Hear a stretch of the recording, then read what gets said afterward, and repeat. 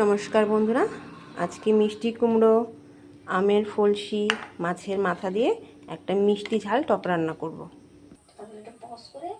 কড়াইটা গরম হয়ে গেছে, এবার একটুখানি সর্ষের তেল দিয়ে দেবো। তেলটা গরম হয়ে গেছে, এর মধ্যে একটা শুকনো লঙ্কা আর সামান্য সর্ষে ফোড়ন দেব। এর মধ্যে দিয়ে দেবো মিষ্টি কুমড়ো। এবার দেবো পরিমাণ মতন হলুদ, স্বাদ মতো লবণ।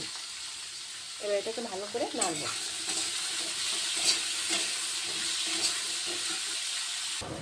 যখন দেখবেন মিষ্টি কুমড়োটা একটু ভাজা ভাজা হয়ে গেছে, তার মধ্যে দিয়ে দেবেন 4-5টা কাঁচা লঙ্কা।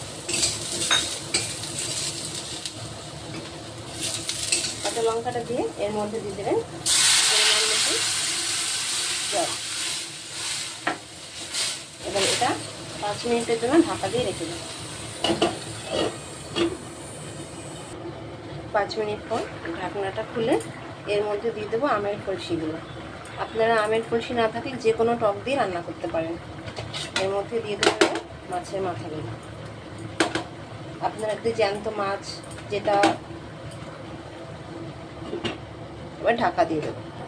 2 মিনিট আমি এভাবে ঢাকা দিয়ে রেখেছিলাম। এর মধ্যে এবার দিয়ে দেবো পরিমাণ মতন চিনি। চিনিটা একদম সামান্য নিয়েছি, একটু মিষ্টি মিষ্টি ঝাল ঝাল মিষ্টি কুমড়ো তো এমনিতেই মিষ্টি হয় খেতে।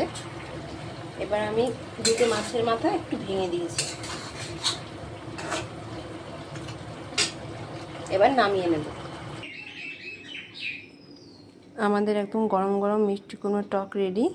আপনারা গরম ভাতের সাথে খেয়ে দেখবেন, একদম তেল মশলা ছাড়া মিষ্টি কুমড়োর টক দারুণ টেস্টি হয় খেতে।